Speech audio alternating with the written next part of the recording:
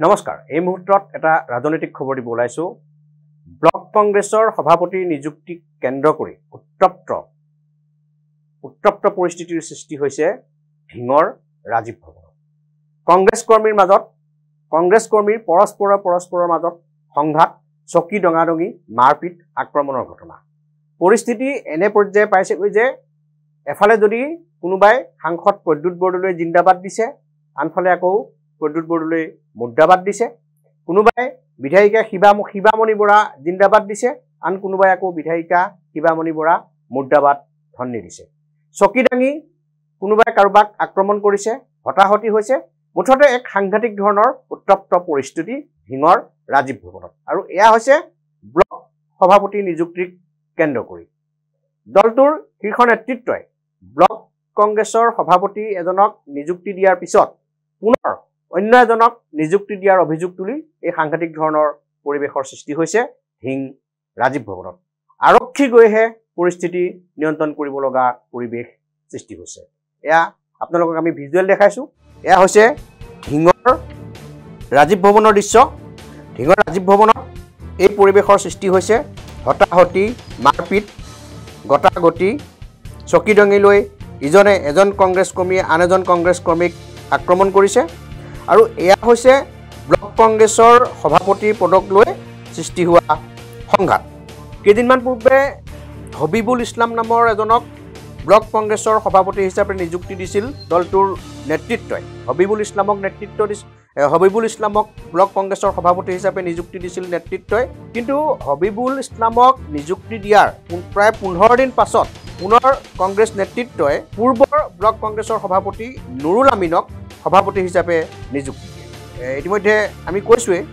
যে কংগ্ৰেছ নেতৃত্বই হবিবুল ইছলামক ব্লক কংগ্ৰেছৰ সভাপতি হিচাপে নিযুক্তি দিছিল কিন্তু হবিবুল ইছলামে নিযুক্তিৰ পিছত ব্লক কংগ্ৰেছৰ সভাপতিৰ দায়িত্ব গ্ৰহণ কৰি দলৰ কাম কাজ চলাই থকাৰ সময়তে প্ৰায় 15 দিনৰ পিছত পূৰ্বৰ যিজন ব্লক কংগ্ৰেছৰ সভাপতি আছিল নুৰুল আমিন তেওঁক আকৌ সভাপতি হিচাপে নিযুক্তি দিয়াত আজি সৃষ্টি হয় এই পৰিস্থিতিৰ আৰু পূৰ্বৰ যিগৰাকী সভাপতি নুৰুল আমিনৰ বিৰুদ্ধে জিলা পৰিষদৰ প্ৰাৰ্থিত্ব প্ৰদানৰ নামত উৎকোচ লোৱাৰ অভিযোগ উত্থাপন কৰিছে স্বয়ং কংগ্ৰেছ কৰ্মীসকলে আৰু কৈছে যে নুৰুল আমিনে পঞ্চায়তৰ টিকট বেচা কিনা কৰিবৰ বাবেহে দলৰ শীৰ্ষ নেতৃত্বক মেনেজ কৰি পুনৰ সভাপতিৰ দায়িত্বত বহিছে এতিয়া হবিবুল ইছলামৰ সমৰ্থক আৰু নুৰুল আমিনৰ সমৰ্থক এই দুই কংগ্ৰেছ সমৰ্থকৰ মাজত এই সংঘাতৰ সৃষ্টি হৈছে মুৰ্দাবাদ জিন্দাবাদ মৰামৰি হতাহতি পৰিৱেশৰ সৃষ্টি হৈছে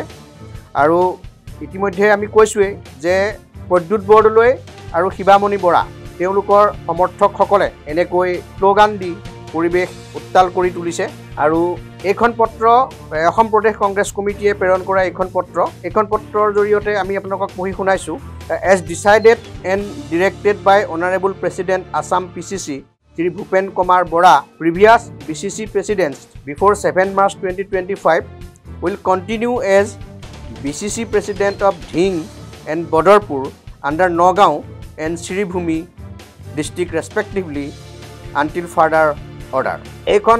2 এপ্ৰিলত প্ৰদেশ কংগ্ৰেছে এইখন দিলে যে পূৰ্বৰ যিজন BCCৰ সভাপতি ব্লক কংগ্ৰেছৰ যিজন সভাপতি তেওঁৱে কন্টিনিউ কৰিব কিন্তু ইয়াৰ পূৰ্বে আকৌ এইখন আছিল 19 মাৰ্চৰ পত্ৰ এইখন পত্ৰৰ জৰিয়তে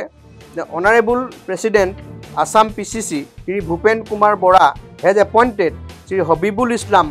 as president of Dhing BCC under Nagaon district Congress গতিকে চাওক এখন হ'ল 19 মাৰ্চত প্ৰদান কৰা এই একেজন মানুহ Bipul Gogoi general secretary organisation Assam প্ৰদেশ কংগ্ৰেছ কমিটি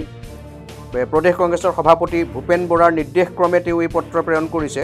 এই পত্ৰখন তেওঁ 19/3/2025 অৰ্থাৎ 19 মাৰ্চত প্ৰেৰণ কৰিছে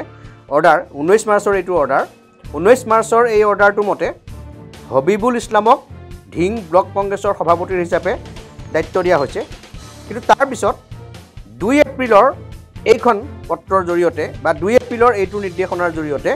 পূৰ্বৰ যিজন প্ৰেচিডেণ্ট তেওঁৱে কাৰ্যনিৰ্বাহ কৰি থাকিব বুলি নিৰ্দেশ দিছে গতিকে এই কথাটোকে লৈ কংগ্ৰেছ কৰ্মীসকলৰ মাজত সৃষ্টি হৈছে সাংঘাতিক ধৰণৰ প্ৰতিক্ৰিয়াৰ তেওঁলোকৰ মাজত মৰামৰি চকী ডঙাডঙি এই ধৰণৰ পৰিৱেশ এটাৰ সৃষ্টি হৈছে আৰু আৰক্ষী গৈহে পৰিস্থিতি নিয়ন্ত্ৰণ কৰিব লগা হৈছে এই দুই পক্ষই কোনে কি কয় নিজৰ নিজৰ সমৰ্থনত সেয়াও আমি শুনি লওঁ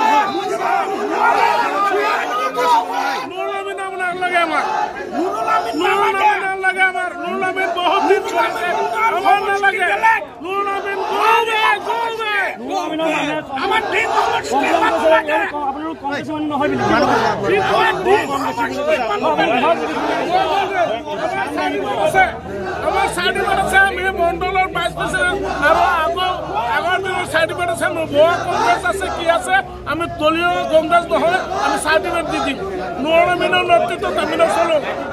বুঝছে কংগ্ৰেছ কৰিম আমাক নালাগে যদি সকলোৱে কংগ্ৰেছ কৰে মোকাবিলা কৰিব নোৱাৰে আমাক নালাগে কংগ্ৰেছ আমি অকল কংগ্ৰেছ কৰিম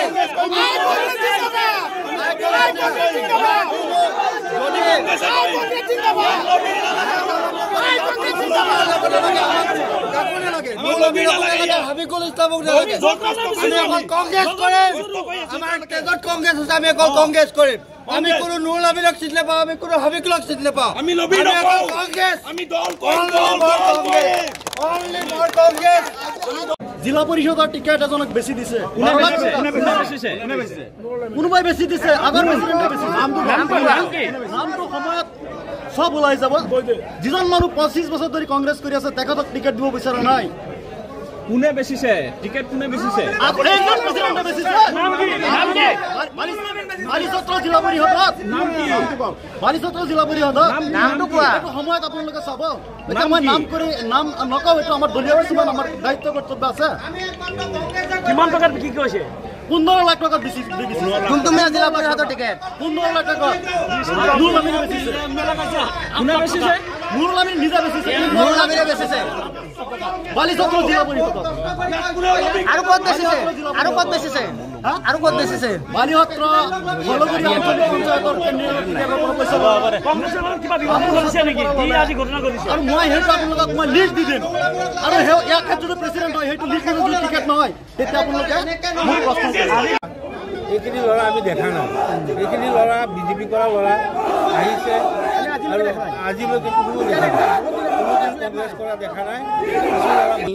আজি বিশৃংখলা সৃষ্টি কৰিছে যিহেতুকে দেখা গৈছে যে নেতৃত্বই 8 তাৰিখে এখন আমি হেৰি পাইছিলোঁ তাত নেতৃত্বই হাবিকুল ইছলামক সভাপতি হিচাপে দায়িত্ব দিছিল আৰু তাৰ পিছতে কিন্তু আৰু এখন ইতিমধ্যে পত্ৰ প্ৰেৰণ কৰা দেখা গৈছে য'ত লিখা আছে যে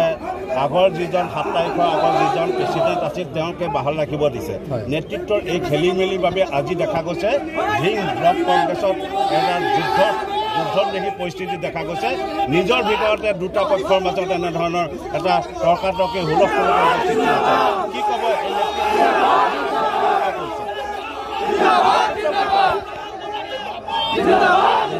মই যিটো দেখিছোঁ তেখেতসকলে এটা এপইণ্টমেণ্ট দিছিলে হবিকুলক দিয়াৰ পিছত সেইদিনা দুঘণ্টাৰ পিছতে এপইণ্টমেণ্টটো ষ্টে কৰিছে সেই খবৰটো এতিয়ালৈকে কিন্তু কাগজ হবিকুল ইছলামৰ হাতত পৰাহি নাই এইটো আমি হাতত পৰিছে নিশ্চিত পৰিছে আজি আমাৰ লগতো আছে আপোনালোকক দেখাই দিম এতিয়া লগতে আছে দেখাই দিম আৰু তেখেতক হেৰি কৰি ষ্টে কৰি আমাৰ মোক আগৰ প্ৰেচিডেণ্ট হিচাপে কণ্টিনিউ কৰিছে এতিয়া তেখেতে দুই চাৰিজন বিজেপি ল'ৰা আনি আজি হুলস্থুল কৰিছে আপোনাৰ যিসকল লোকে ইয়াত বিৰুদ্ধে আপোনাৰ বিৰুদ্ধে ইতিমধ্যে শতাধিক লোকে এতিয়া যিটো ধৰ্ণা দিছে এইসকলক বিজেপি বুলি আপুনি ক'ব বিচাৰে শতাধিক নহয় আপুনি চব 50ৰ ওপৰত নাই আমি যিটো দেখিছোঁ ছবিয়ে মিছা কথা নহয় 50ৰ ওপৰত 50জনে দেখিছে 50জনে দেখিছে এতিয়া চাওকচোন ইমান এইসকলক বিজেপি বুলি ক'ব বিচাৰে নেকি নাই চব নহয় তাৰ ভিতৰত কংগ্ৰেছীও আছে বিজেপিৰ 2-4টা ল'ৰা আহি এই হুলস্থুলীয়া পৰিৱেশ কৰিছে কিন্তু আমাৰ APCCয়ে মোক আগৰ যিজন প্ৰেচিডেণ্ট আছিলে তেওঁক কণ্টিনিউ কৰি দিছে আপোনাৰ ওপৰত এটা অভিযোগ আনিছে 12 টকালৈ টিকেট দিয়া অভিযোগ এটা আনিছে জিলা পৰিষদৰ প্ৰাৰ্থী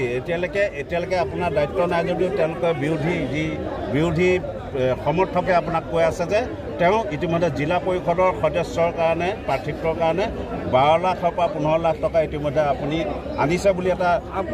অভিযোগ আপোনালোকে জানিছে মই কৈছোঁ এইটো ধৰক আমাক ল'বলৈ দিয়া নাই দৰখাস্তই ল'ব দিয়া নাই জিলা পৰিষদৰ দৰখাস্তই আমাক ল'ব দিয়া নাই এইটো DCCয়ে ল'ব জিলা কংগ্ৰেছে ল'ব আমাক তাত চুবই দিয়া নাই তাত আমি কেনেকৈ